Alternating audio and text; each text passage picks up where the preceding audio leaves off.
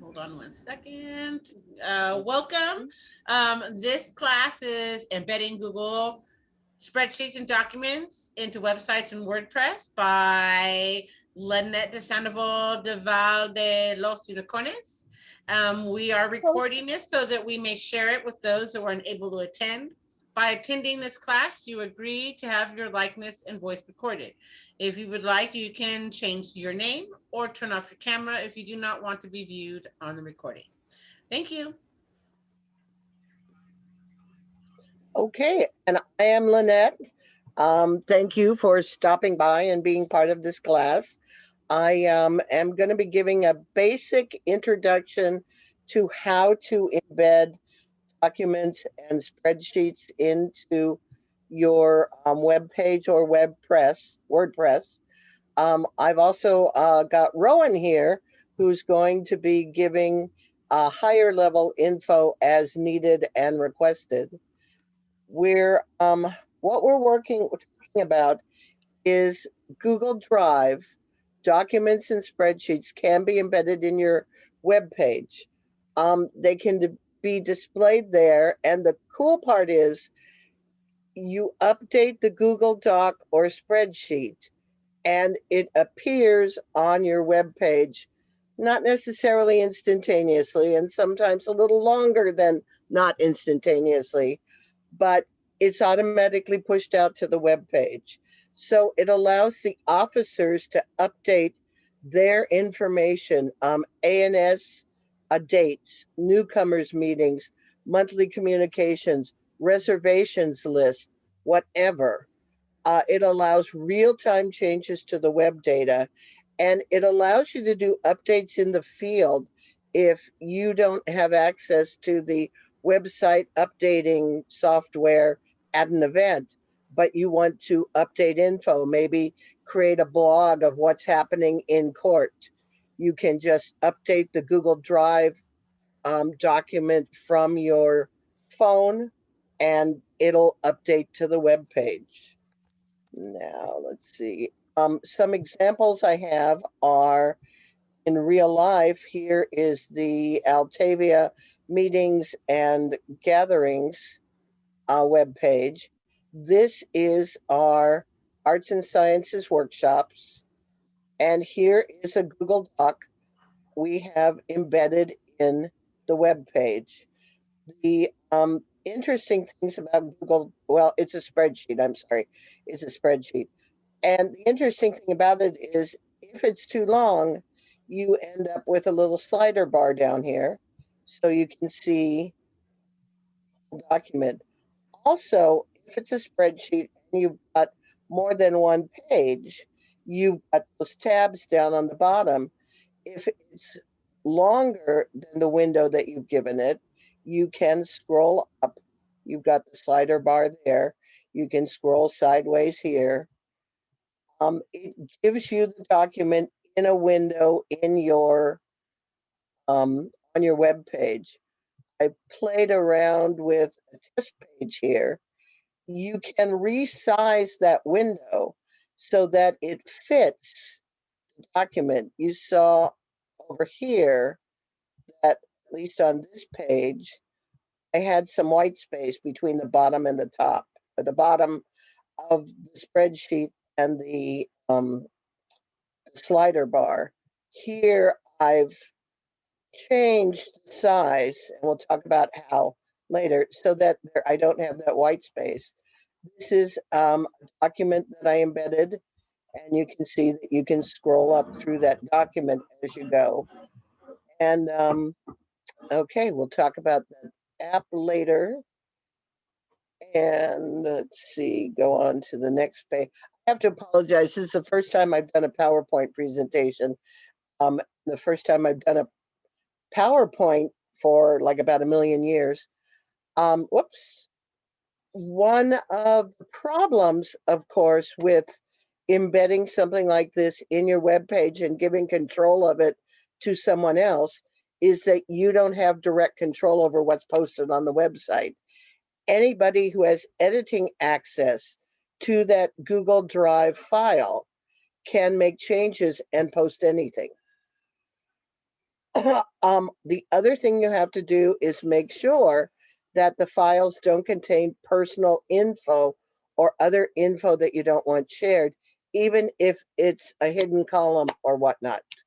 I don't know that that's still the case, but it used to be a long time ago the case that people, if they worked hard, could download that Google document and see the hidden columns. But it's just a good idea not to post personal information that you don't want public on a website where it could conceivably be accessed. So what you would want to do, like if you had a reservation sheet that had people's email address and phone number or whatever, you would have the reservation spreadsheet, and then you would copy off the pertinent columns to the one that you're going to put on the website. And Rowan has something to say. So one of the really nice things, sorry about that, Lynnette. One of the No, nice please do. We talked I think, a little bit last week or yesterday in one of the classes is with Google Sheets. If you do in a reservation system that way, you can create another Google Sheet that only imports certain columns. Right. And then you just use that secondary worksheet as your source for the website. Perfect. Instead of doing all the copy and paste, it's automatic. Yes. So that when you update the master, since the other sheet is importing the information, it will automatically be imported to the website. Yep. I love it. That is fabulous. See, this is why we keep rolling around. And I thought it was just for my good looks. I tell you. That too. But I'm not sure I'm allowed to say that with your wife around. She'll laugh too. Hey, I agree. I think it's true. And then this is what it looks like, but I already showed you that. So, and what multiple pages look like with the 2 tabs. So, and what the document looks like. Okay. So how it works, what I'm going to show you here is you can do this in HTML coding, or you can do this in WordPress. And in the WordPress, you can either do it in the visual tab or in the HTML, the text tab. What you're going to do for HTML is you're going to get the embed code of your file from Google Drive. You're going to insert it into your page's HTML code. Then if you want, you can adjust the height and the width. For WordPress, I've been using the Embed Press app, which has some good points and some bad points. You'll get the link code, not the embed code. And you're going to insert that on the page on the visual tab, not the code tab.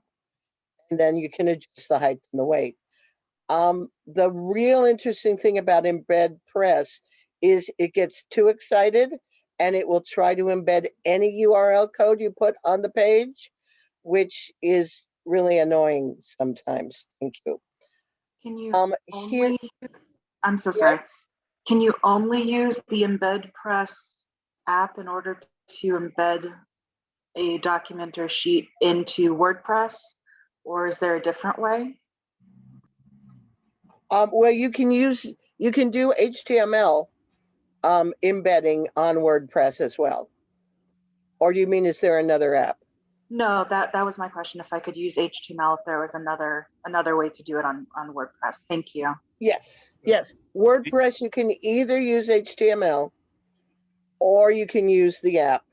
I'm an HTML coder from way back, and that's the way I prefer to do my web pages. So you will find some prejudice in that direction. What we're using is a code called iframe. And in HTML, it would just be the iframe with source info and info about headers and whatnot. And this is how you change the width and the height in the HTML code. You go into the HTML code and insert this or modify it as necessary. And of course, it starts here if you know HTML, and it ends here.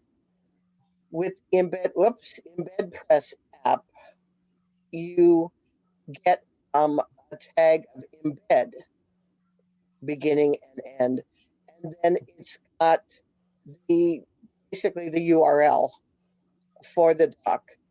And if you if you want to modify the width and the height, there's a way to do it on the visual page. It will put out this text, which of course means you can also go into HTML and put this text in yourself. So how do we do it? First of all, you have to go into your file and make sure that it's public, that it's something that people can get at. So you're going to click on the share button, and then you're going to change it to anyone with the link can access this document. Just click on that and you're good to go. Click on done. Then you get to work on getting the link. You're going to click on file. On the drop-down menu, publish to the web. You're going to, if you're going for the embed press, you're going to click on link. If you're going for HTML iframe code, you're going to click on embed and then hit publish. One important thing down here is automatically republish when changes are made. It's up to you one way or the other if you want to do this.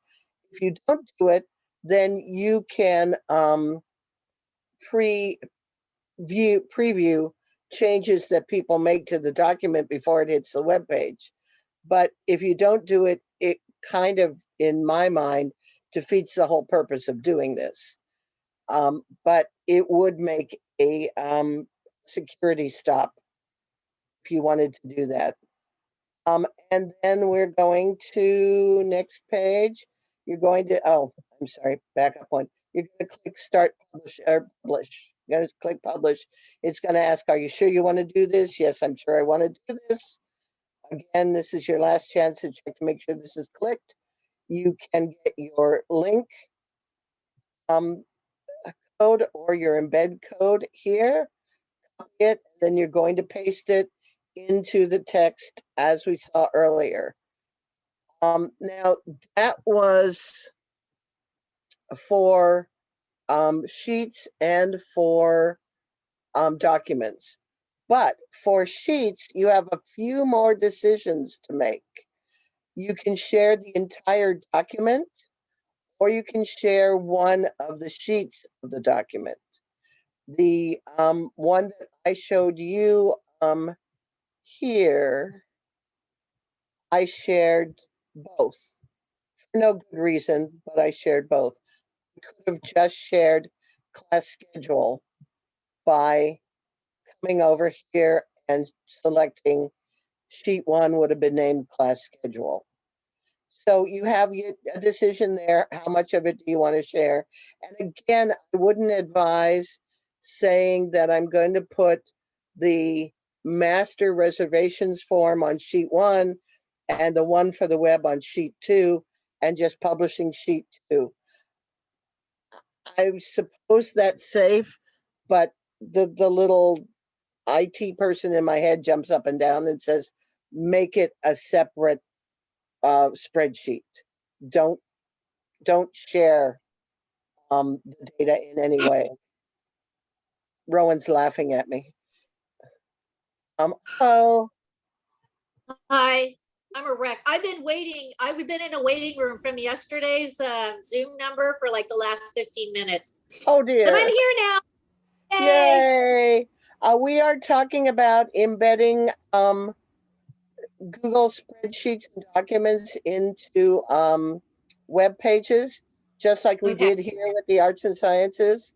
And I think when you were Baroness, we did for part of the time, we might have had your monthly blog. Yeah, we did. Yeah. And right now we're talking about how the exact way that we did that. And this PowerPoint presentation will be available later, plus they're being recorded, so you can catch up there. So Thank you.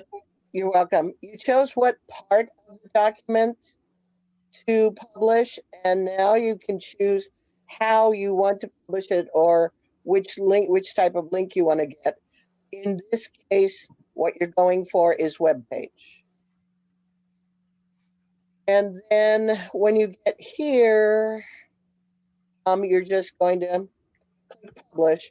No, wait, I'm sorry, you're going to click publish content and setting. By the way, am I making people crazy by waving this back and forth? You're If I good. am, just yell. What? You're good. Thank you. So you're going to click publish content and settings.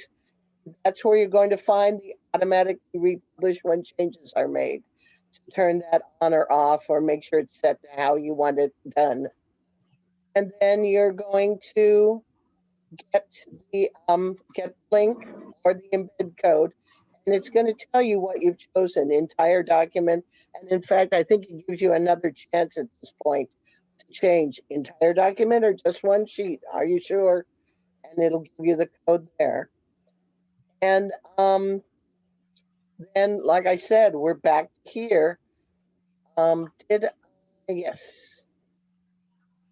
This is my edit page. It may take a moment for it to come up. Thank you. And you see here the loading your embedded code. If you use the Embed Press, you get that when you bring up the web page. If you use the iframe, you don't have that happening.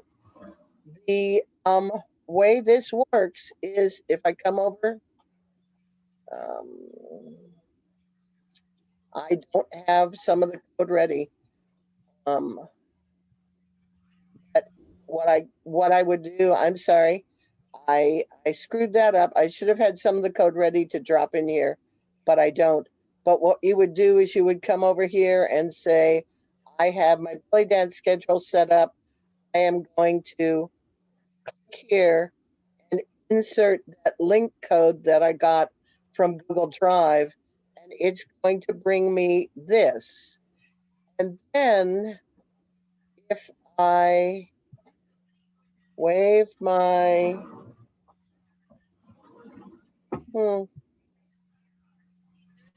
well, isn't that fun? Thank you so much. I think I've got it on.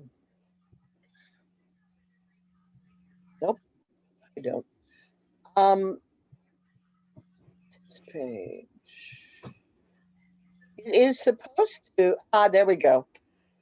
Gives, if you wave your cursor over the embedded document with, this is with Embed Press that I'm talking about right now. That was how you install it for Embed Press, and this is how you edit Embed Press. I'm editing that web page, and if I wave my cursor around, it will eventually show me where that is. It's only slightly annoying. And what I can do when I find it is being even more annoying today because of, I'm showing it to you. If I click on edit, it allows me, for some reason, to edit the URL, but it also lets me edit the width and the height here. It's going to give you a standard width or height, and you can change that elsewhere. Cancel. This is where Embed Press lives, and you can find the documentation here. And you're supposed to be able to edit stuff, but you may have to get the pro version to do that. I haven't bothered doing that. And if I go back to my page here. So hey, Lynnette.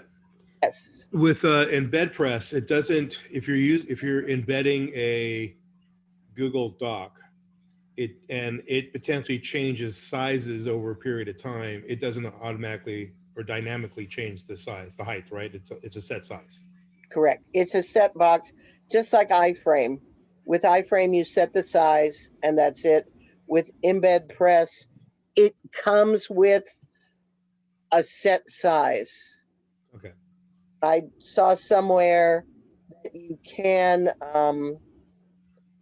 go in and edit that somehow. I didn't bother trying to figure that one out, since you can just go ahead and edit it manually. Anyway, in here somewhere is the code. I hate WordPress and I hate all the stuff it adds to you. But if you were using iframe, if you had gone and gotten the embed code for iframe, then you would just go ahead and drop it in here where you wanted it. And you could do that with the embed press code also. And really, except for questions and Rowan adding way more cool info, that's pretty much all I have. I've got the WordPress page on embedding Google Drive files here, and they also go into PDFs and videos and whatnot. I've got the Google Drive info and the embed press documentation here. And that is all that I have except for questions, problems, whatever. I've never used the Embed Press app before. Could you do a step-by-step and just add a new thing to show me how it works, please? Yeah. Let's come over here and show you all of my million Google Drive things. Is Embed Press something you have to install onto your WordPress website Yes. in order to do all this? Okay. Yes, it's an app, and you go to plugins and add new, and you search for Embed Press, and it'll give you a tag for Embed Press, which has the documentation there and lots of opportunities for you to go premium.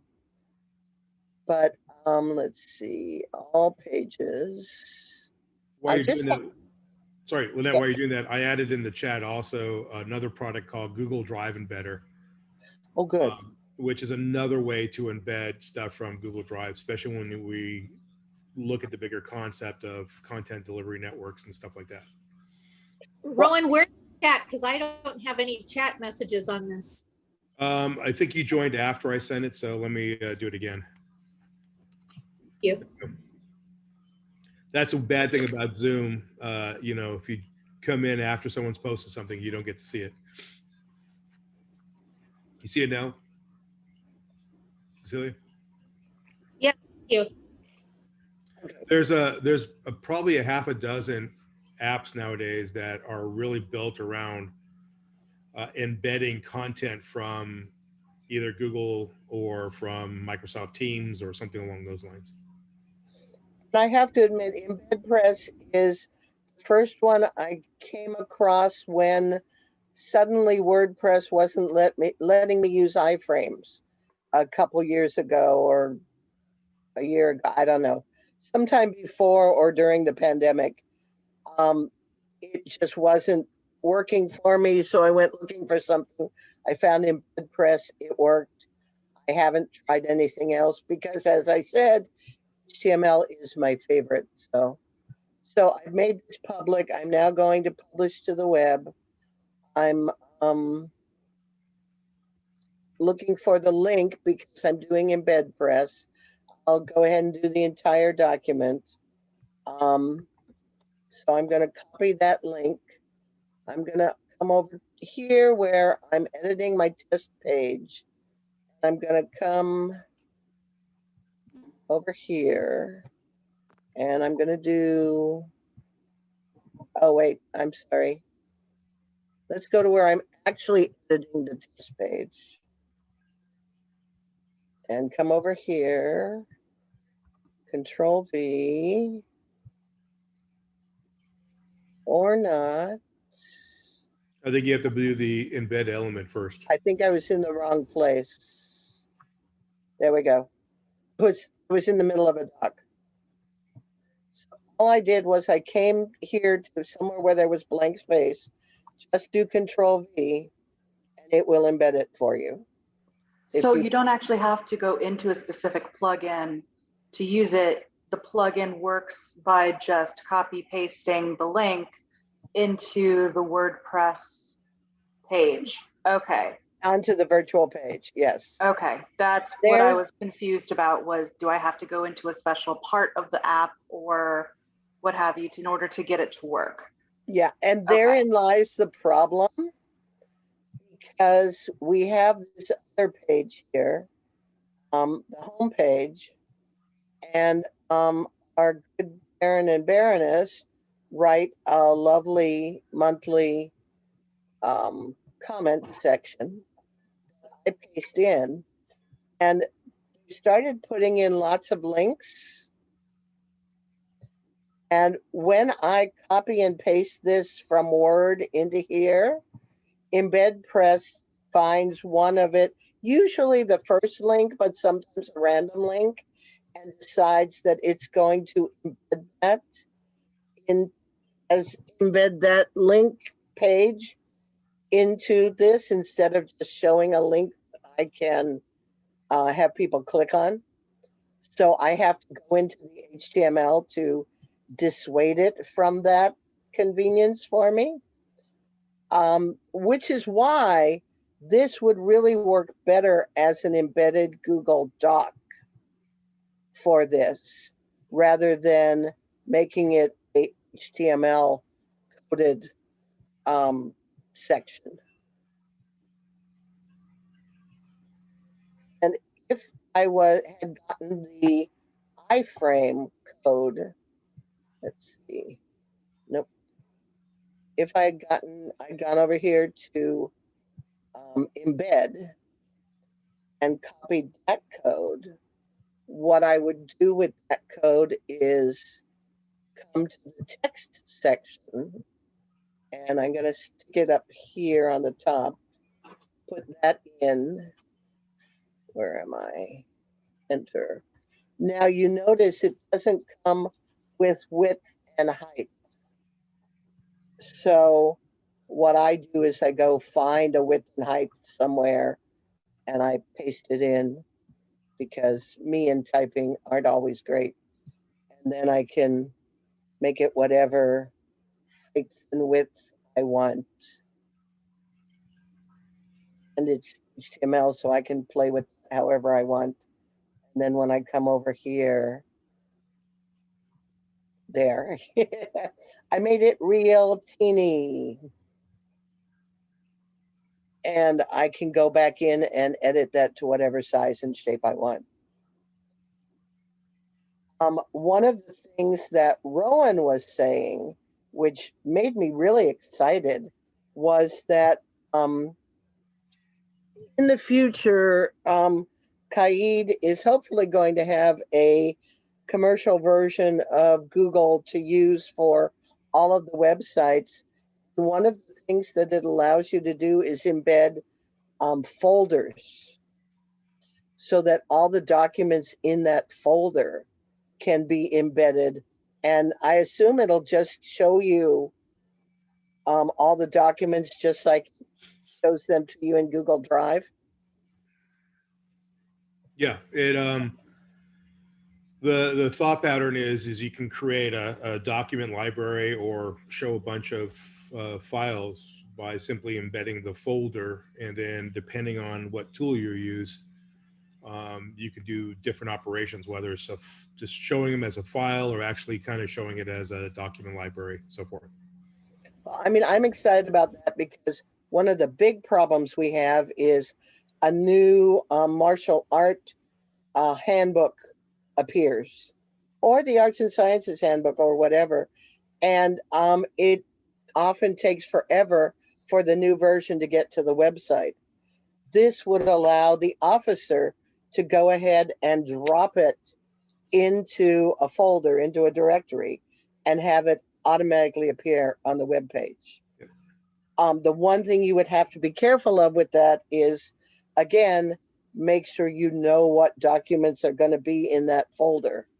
No private data, nothing that you don't want someone to see. And as Rowan said, when we were talking, you could take the old manual and put that in the archived folder, either public available or private. So I'm really excited about being able to do that, because I really love, and we did this a lot when Kat Ellen was the web write for GWW and I was her assistant. We had a lot of things that were just embedded Google files. The class schedule, I believe we embedded Google Documents and Google Spreadsheets for that. And it meant that changes were like that. You change it on the Google Doc and it's on the web page. We had, I think the fighting schedules and the event schedules were all done the same way.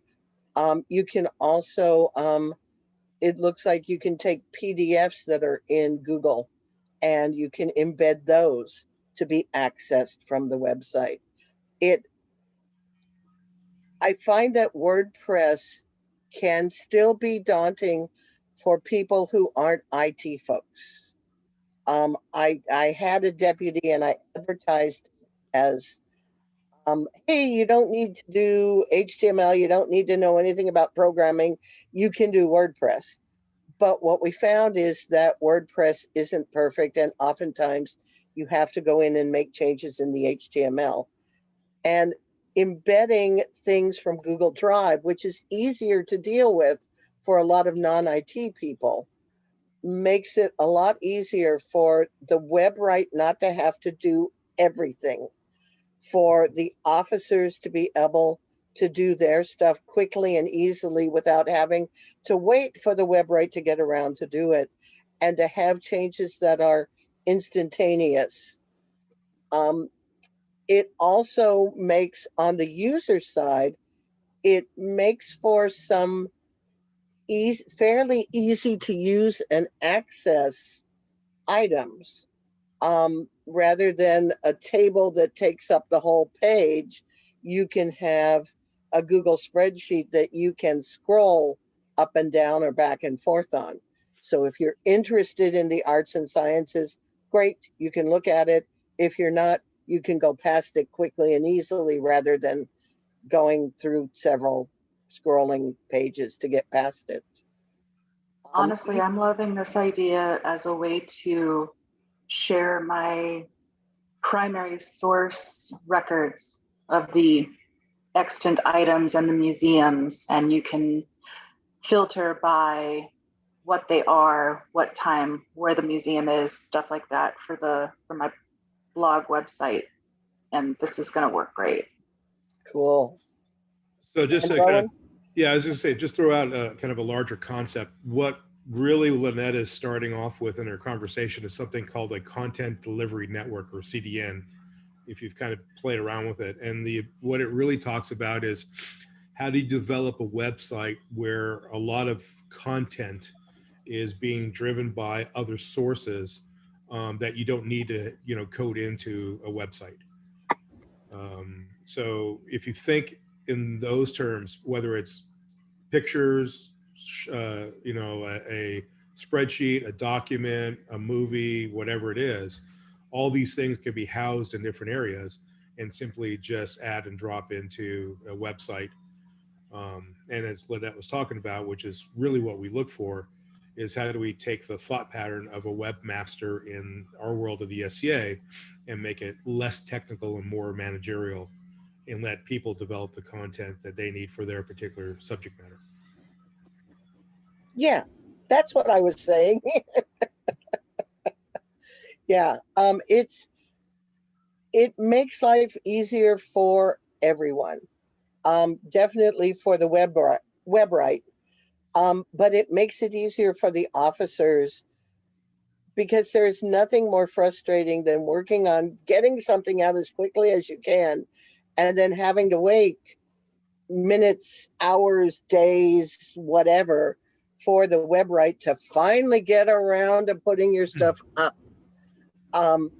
And I'm saying this because there's a lot of stuff in between you telling me you want it up and me getting it up. Part of it's my real life, part of it's whatever. But this gives the user instant gratification. I want to put it up now. I'm going to do it myself. The one downside, and Lynnette already kind of touched on it, that as a web write or anyone controlling the website, whether it's personal or for this group or any group, is you really have to focus also on process and what that process is in order to approve or caution people of putting the wrong information up.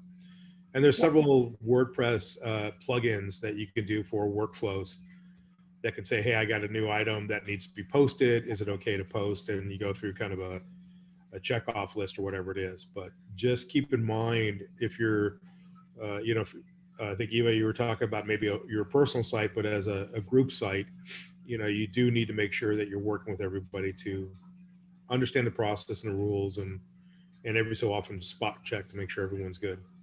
Yeah. I think, And yeah, I I think Absolutely.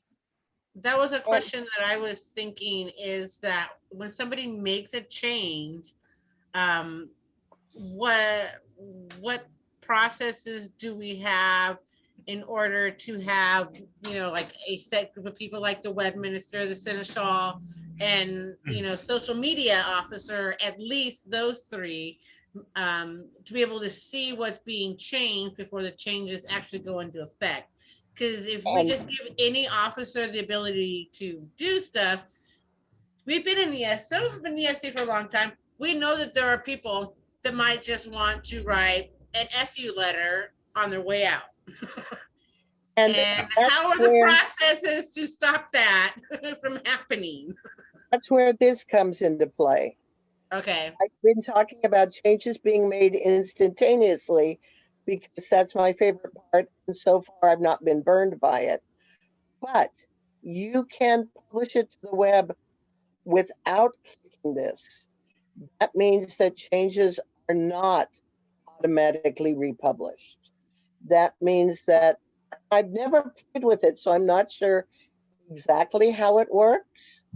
I assume that somebody has to go in and approve it. I could be wrong.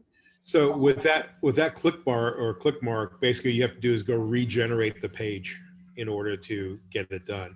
But there are some tools out there, some plugins, and you can simply just look like approval workflow process for WordPress that basically will sit there and say, I am not going to refresh or republish a page until I get these approvals.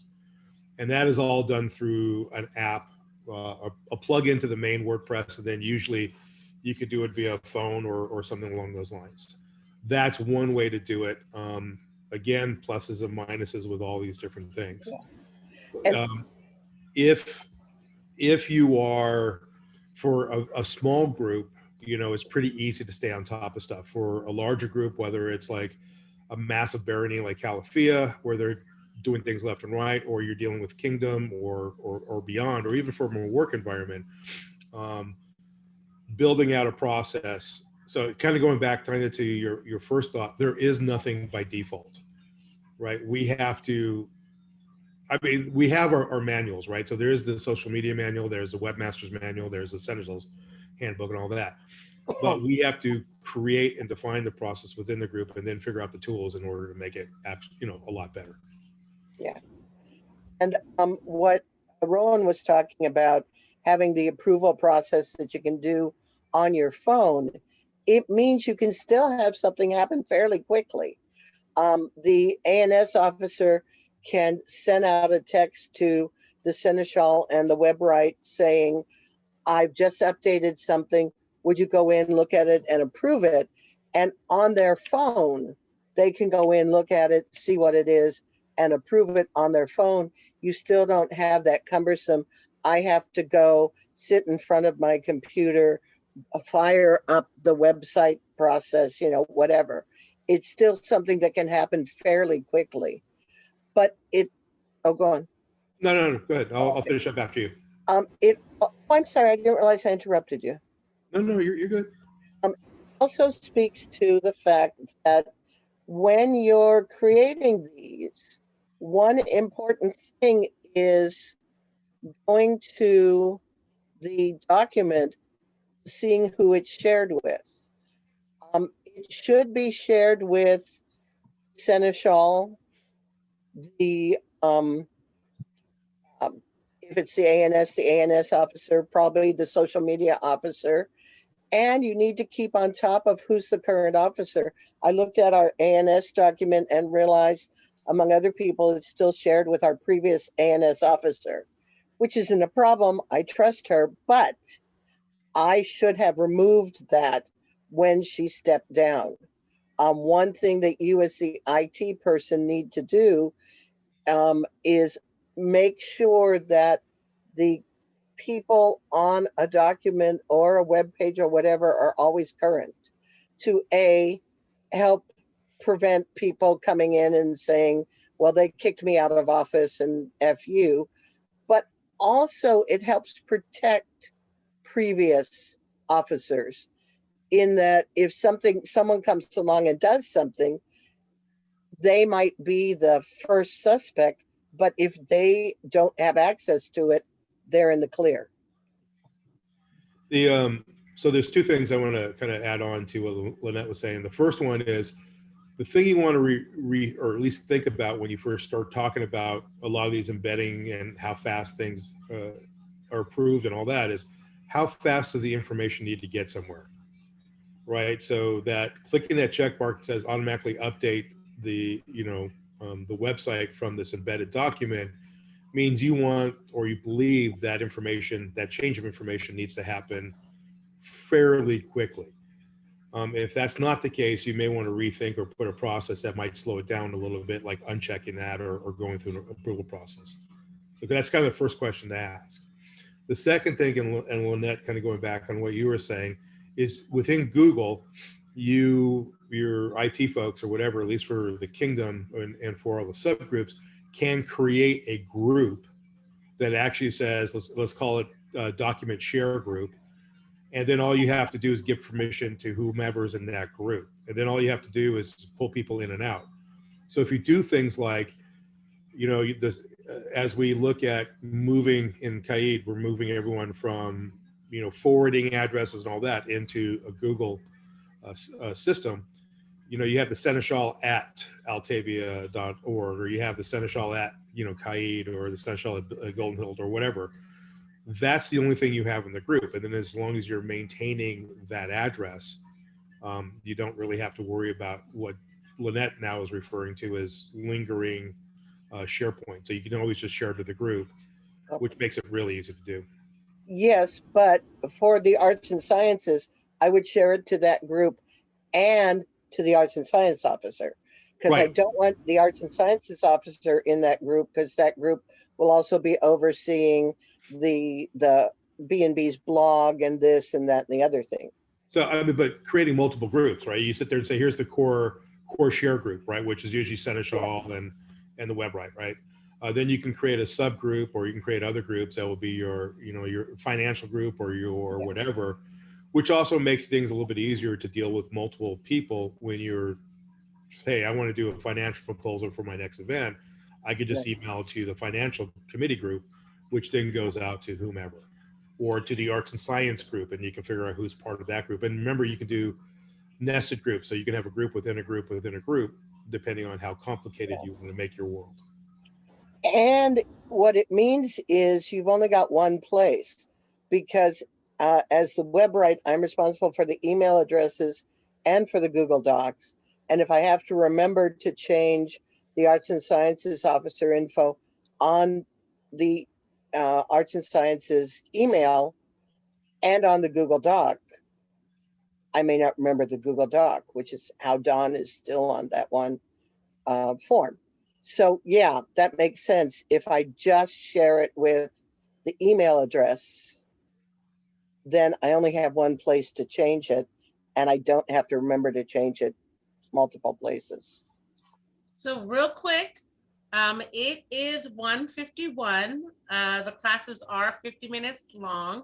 You can go for maybe about another 4 minutes before the next class will be coming in. Well, do we have any other questions? I'd like to thank Rowan so much for sharing your insight and expertise. Much Thank appreciated. you. Welcome. Thank you to both of you. Great class. Oh, you're welcome. Thank you. I'd Thank also you. I like, hope I portion of it. I'm well, glad she I recorded it. did record it, and I will be posting the info for this for my PowerPoint. But I also want Thank to you. let people know, you're welcome. If you click on chat and you go down to, for me, it's the bottom right-hand corner. There's 3 dots. If you click on those 3 dots, you can save the chat.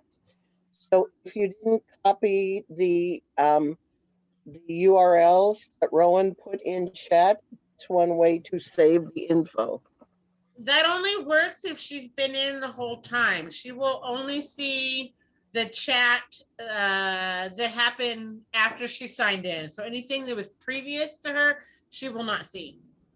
Well, Not only that, I pushed those 3 buttons and I got a bunch of smiley faces. okay. Well, somewhere in there, and I'm telling this to everyone, not just Cecilia, somewhere in there, there is a way to save the chat. I just reposted the first thing that Rowan posted. So there's only 2 things in there that you should all see. Tommaso, I don't know when you came in, so here, I can see the links. you can see two different links. There, I posted the 2 different links. Yeah, If anybody wants oh, to cool. save it. the last one was an example of a website that's being driven all by Google's behind the scene, and something called JSON, which is basically, it's a scripting language that says, hey, go grab this information, present it this way. So it's a different way of using Google behind the scenes, and not embedding the file, but embedding the data from that file within a website. Which sounds really fun. It is. You just need. It's a lot more complicated than kind of what you're talking about. But you know.